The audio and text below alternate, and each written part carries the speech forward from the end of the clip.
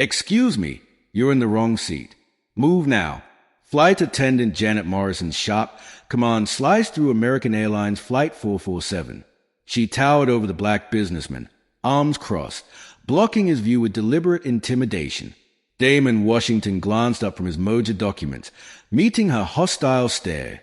Behind Janet, a white passenger tapped his foot impatiently, rolling his eyes at the inconvenience. "This is my assigned seat," Damon said calmly, showing his boarding pass. Janet snatched it without looking. "Anyone can print fake tickets. This gentleman paid full price for first class." She jerked her thumb toward the white passenger. "You need to gather your things and move to the back where you belong." The cabin temperature seemed to drop. Passengers froze. A young woman in 2B quietly started recording. "Have you ever been treated like you don't belong somewhere you've earned the right to be?" The overhead announcement crackled. "Flight departure in 18 minutes. Please take your seats." Janet Morrison planted herself firmly beside seat 2A, her 12 years of seniority evident in every practiced gesture. She'd handled situations like this before. Her badge caught the cabin light as she crossed her arms, creating a human barrier between Damon and his seat. "Look, I don't have time for games," Janet said, her voice rising just enough for surrounding passengers to hear. "We have a legitimate first-class passenger waiting, and you're holding up the entire flight." Brad Hutchinson, "Excuse me, you're in the wrong seat. Move now." The words came out like a slap, slicing through the low hum of boarding chatter. Flight attendant Janet Morrison stood rigid in the aisle of American Airlines Flight 447, her arms folded tight against her pressed Navy uniform. She loomed over the black businessman in 2A, the overhead light catching in her pale eyes. Damon Washington looked up slowly from his folder of Moja documents, blinking as if he needed a moment to register the confrontation. The seat around him was warm from the short time he'd been settled in. His carry-on rested neatly beneath the seat in front of him, and the boarding pass, creased from being checked twice, was balanced between his fingers.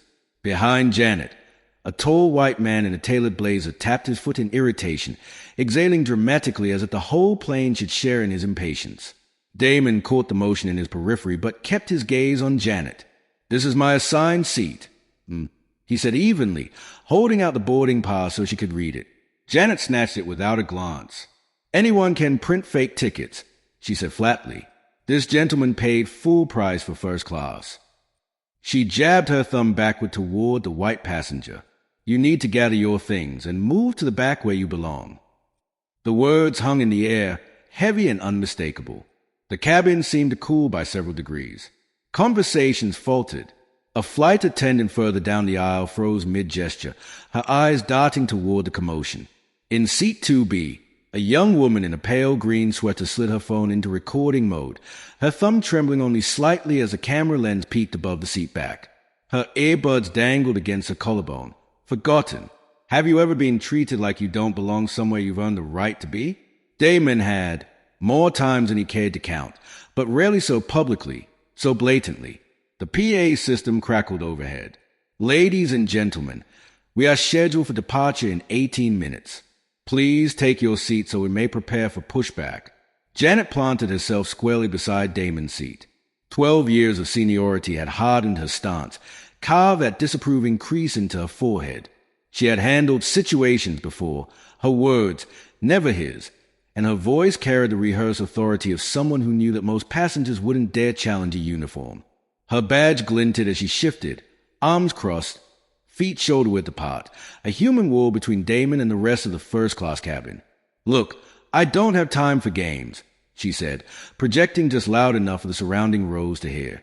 "We have a legitimate first-class passenger waiting, and you're holding up the entire flight." From the aisle, the white passenger, Brad Hutchinson, if Damon had caught the gate agent's greeting correctly, cleared his throat. "Janet, is there a problem here?" His tone suggested the answer was already obvious. "There's a mistake with seating," Janet said, flashing him a reassuring smile that hadn't been offered to Damon. "We'll have it fixed in just a second." Damon leaned back in his seat. "There's no mistake. My ticket." Brad cut in, chuckling under his breath. "Look, buddy, I'm sure they'll find you a spot in economy. Let's not make a scene." Several rows back, A man in a baseball cap muttered something Damon couldn't quite make out, but it earned a snicker from the passenger beside him. The young woman in 2B kept her camera steady, her lips pressed into a thin line.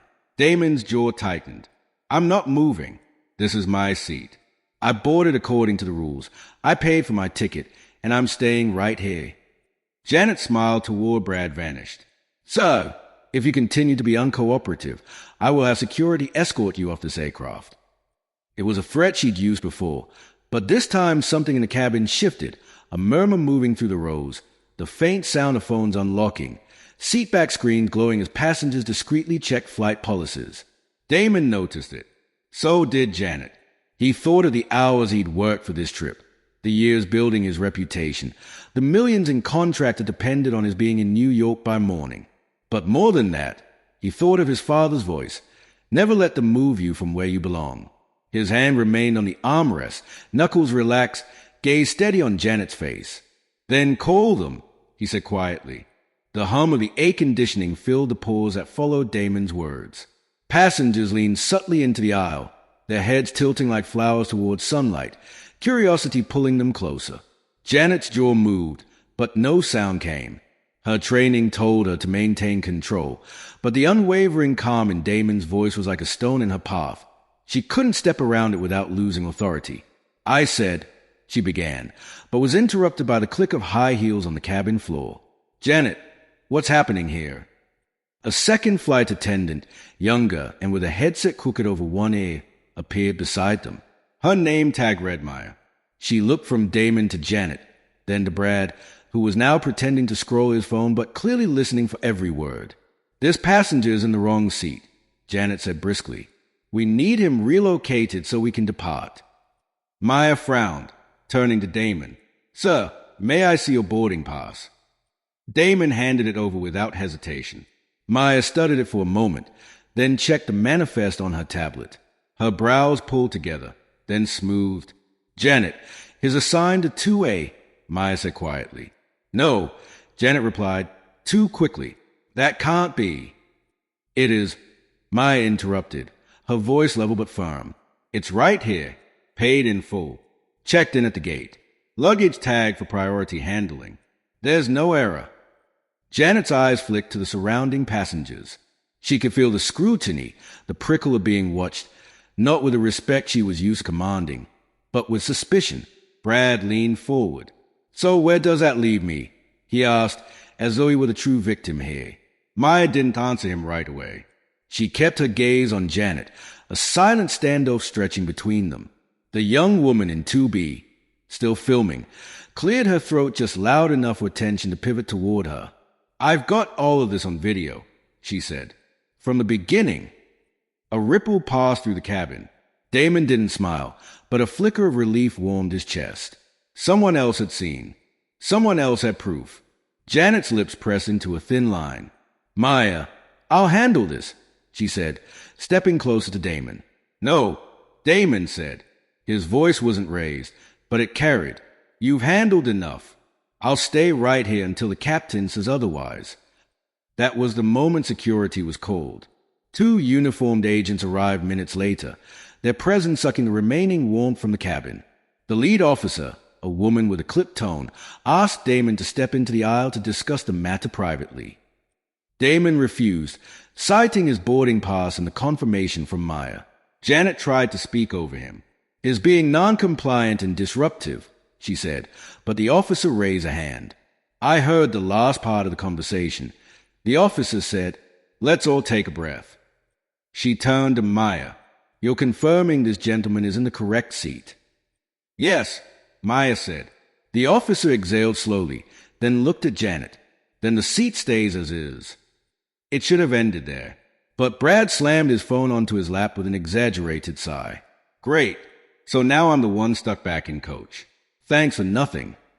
The officer turned to him. Sir, we'll find you another seat. But right now, you need to let us do our job. Brad muttered something about special treatment as he stepped back. Damon caught the phrase but let it pass. He had no interest in engaging further. When the officers left, Janet retreated without a word, moving briskly down the aisle toward the galley. Maya lingered for a moment, her eyes meeting Damon's. There was a quiet apology in her gaze, though her lips never formed the words. The flight eventually departed, late but airborne. Damon didn't speak for most of the journey, not even to the woman in 2B who had captured it all on her phone.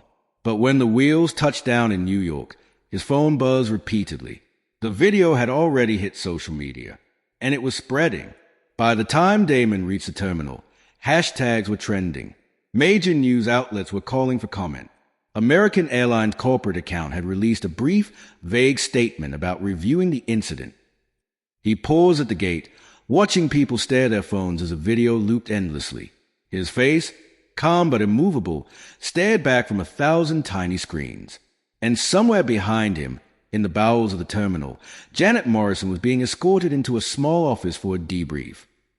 The moment Damon stepped into the terminal, the air felt different, not just because it was still heavy with recycled oxygen from the plane, but because of the invisible current buzzing around him. Conversations seemed to hush when he passed. People's eyes flicked up, then down to their phones, then back to him. He didn't need to guess why. Somewhere out there, in countless feeds, inboxes, and group chats, he was already a story. The young woman from 2B caught up to him at the moving walkway. "Hey," she said, breathless from weaving through the crowd. She held her phone loosely, the screen still open to the video. "I thought you might want this." The original file, not just a version that, well, she gestured vaguely toward the world. Damon gave her a slow nod. "I appreciate it." Her name was Serena, 24, journalism student. She had the steady gaze of someone who had seen unfairness before, even if not on a plane. "You should know," she added. "It's already got 1,000,000 views. My friend sent it to me before I even landed, not realizing I took it." 1,000,000. Damon let the number sink in. It had been less than 3 hours since boarding. He thanked her again, but his mind was already running ahead. To the calls he was sure he'd get from his company's PR department, to the inevitable request for a statement, to the way every future Google search of his name would now pull up Janet Morrison's face alongside his own. Back in the airline's operations office, Janet was seated at a table under fluorescent lights that made her skin look sallow. She sipped from a paper cup of lukewarm water while 2 supervisors conferred in low tones near the door. One of them, a wiry man in a gray suit, finally approached. "Janet, we've reviewed some preliminary footage from the cabin, as well as a passenger video circulating online. Do you have anything you'd like to say before we proceed?" She sat straighter. "I acted according to my training. He was in conflict with another passenger over his seat. My priority is to de-escalate and keep the flight on schedule." The man's eyes narrowed slightly. "Except the passenger you challenged was in the correct seat. And your language." "He was confrontational," she interrupted. The second supervisor, a woman with clipped speech and a tablet in hand, spoke up. "Janet," he was calm, "we've listened. Multiple witnesses contradict your account. This is a serious matter, and corporate will be reviewing it." For the first time that evening, a bead of sweat formed along Janet's hairline. Meanwhile, Damon reached his hotel in Midtown and barely had time to drop his bag before his phone lit up again, an unfamiliar number. He considered ignoring it, but something in his gut said to answer. "Mr. Washington, this is Erica Price with Channel 9 News. We'd like to request an interview about your experience on Flight 447 today." He inhaled slowly. "I'm not ready to comment." "I understand," she said quickly. "But I want you to know the conversation's already happening about race, bias, travel, customer service. You have the opportunity to tell your side before others tell it for you." Her words sat in the air long after he hung up. By the next morning, the hashtag #HashSeat2A had trended worldwide. Memes appeared alongside earnest essays. Former passengers began sharing their own accounts of discrimination in the skies. American Airlines posted a longer statement, expressing regret for the passengers' experience and promising an investigation. In a boardroom several states away, executives debated their options: quiet settlement, public apology, disciplinary action. Each path had risks. And in a small apartment in Queens, Serena uploaded a follow-up video, not just a confrontation, but the moments after, showing Damon quietly reading while Brad sulked in his downgraded seat. Her caption read, "Dignity looks like this." What Damon didn't know yet was that the video would not only change his relationship with air travel, but with his own career. Invitations to speak would follow. Contracts would shift. Friendships would be tested. And as for Janet Morrison, her story was only beginning, too, because someone else had been filming her weeks before Flight 447. 2 days later, Damon had expected the story to fade after a day or two, like most viral moments. He underestimated the appetite for something that was both small enough to understand in a 2-minute clip and large enough to hit nerves that ran through the country. He was in a corner booth at a quiet cafe in Chelsea when the waitress, a young man with a notepad, paused before taking his order. "You're the guy from the plane, right?" Damon gave the smallest nod. The waiter's grin widened. "Just wanted to say, handled yourself like a pro." A lot of folks would have lost it. It was meant as a compliment, but Damon felt the weight of it. He didn't want to be a symbol. He wanted to be an executive on a smooth business trip, not the center of a debate about race in public spaces. Yet the moment was already bigger than him. In an internal corporate email to Executive Ops PR Division, subject, agent, Flight 447 incident. Video has now reached 12M views. Sentiment tracking shows 74% negative toward airline. Trending hashtags, #seat2a, #flyfair, #groundjanet. Recommendation, fast-track investigation. Consider early settlement and public apology from senior leadership. The head of corporate PR, Daniel Wexler, leaned back in his leather chair after reading the numbers. He didn't care about public apologies, but he cared about revenue. And for every viral clip like this, there were thousands of silent customers who simply booked their next ticket elsewhere. Janet Morrison's apartment. Janet sat in her recliner with the blinds drawn. The TV was on, but muted. The captions rolled beneath a panel of talking heads dissecting the incident. Every time her name appeared, she flinched. She had avoided reading the comments online, but snippets reached her anyway. Power trip. Racist. Unfit for service. A text from a fellow flight attendant pinged her phone. "Hang in there. They are making you the face of this, but it's about the system." Janet stated the words. She wanted to believe them, but she knew how corporate worked. One head rolled to save the rest. Serena's laptop screen. The footage had gone from a few thousand views to millions, and with it, Serena's inbox filled. News outlets wanted to license the clip. Advocacy groups asked to use it for campaigns. A documentary filmmaker wanted to meet. She didn't respond to most. She was careful, deliberate. The story wasn't Hayes to own, but she had seen too many moments twisted beyond recognition once handed over. Still, she felt a responsibility. If she let the clip vanish into the churn of the news cycle, the lesson would vanish too. Damon's hotel room, midnight. His phone buzzed again, this time a call from the CEO of his firm. Damon hesitated, then answered. "I'm proud of how you handled yourself," the CEO said without preamble. "But I have to be honest. Clients are calling. Some supportive, some concerned." Damon understood. It wasn't about right or wrong. It was about optics. Every corporation feared becoming part of a controversy they didn't control. When the call ended, Damon stared at the ceiling in the dim light. He thought of his father's advice again. Never let them move you from where you belong. The irony was, the world might now move him whether he wanted it or not. 3 states away, an email leak. Someone inside American Airlines had forwarded internal investigation notes to a blogger. Within hours, it was online, excerpts of witness statements, seating charts, even Janet's previous incident reports. Buried halfway through was a troubling detail. 2 prior complaints against Janet for disparaging language toward passengers of color. Both had been resolved internally. The leak changed everything. Now, the story wasn't just Damon versus Janet. It was Damon versus the airline. And as the blogger wrote in their closing line, this isn't the end of the story. It's the start of something much bigger. 3 weeks later, the clip had stopped trending on Twitter, but it had found a second life on Facebook and TikTok. Aunties in church groups, teenagers on buses, middle managers in break rooms, all had an opinion about the man in 2A. Damon had tried to bury himself in work. Meetings, late nights, travel, though he now double-checked his seat assignment with an almost paranoid ritual. But the world wouldn't let him disappear. It wasn't just strangers recognizing him in airports anymore. A civil rights attorney in D.C. had called. A diversity consultant in Chicago wanted him as a keynote speaker. Even a former airline pilot reached out. You should know, this isn't rare. It just usually doesn't get filmed. And then came the email from American Airlines Corporate. From Corporate Relations.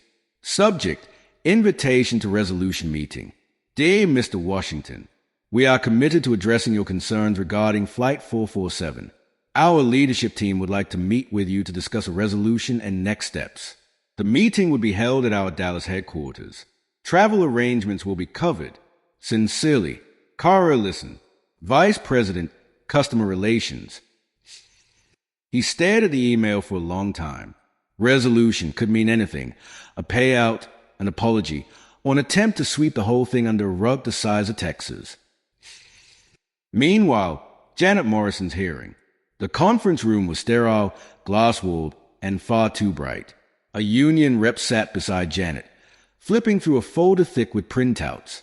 Across the table were 3 members of management, their laptops open like little shields. One of them, a man with silver hair and the kind of tie that cost more than Janet's monthly rent, leaned forward. Ms. Morrison, we've reviewed both the video and the accounts of other passengers. In addition, 2 previous complaints have come to light. They were resolved, Janet said quickly. Resolved internally, he replied, which is precisely the problem.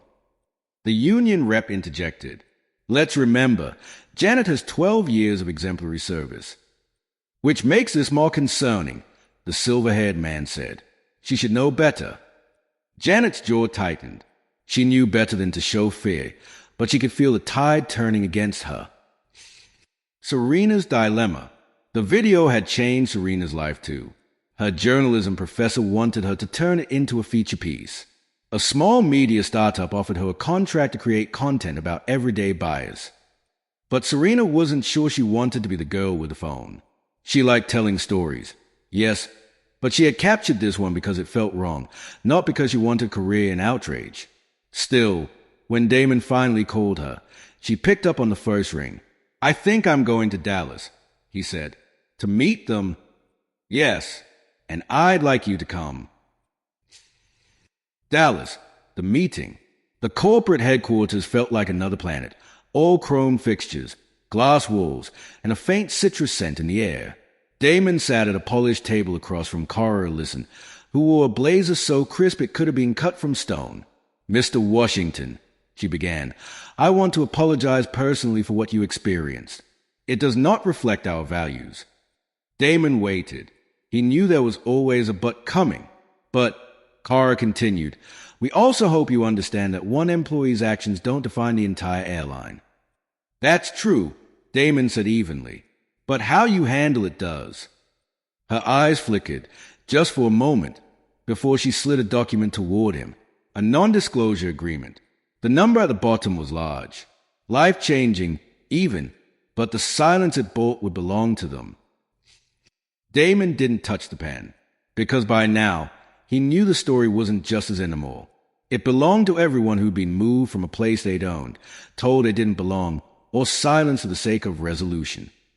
And somewhere in another state, Janet Morrison sat in her apartment, phone in hand, staring at a voicemail from an investigative reporter who said, I think there's more to this story, and I think you know it too.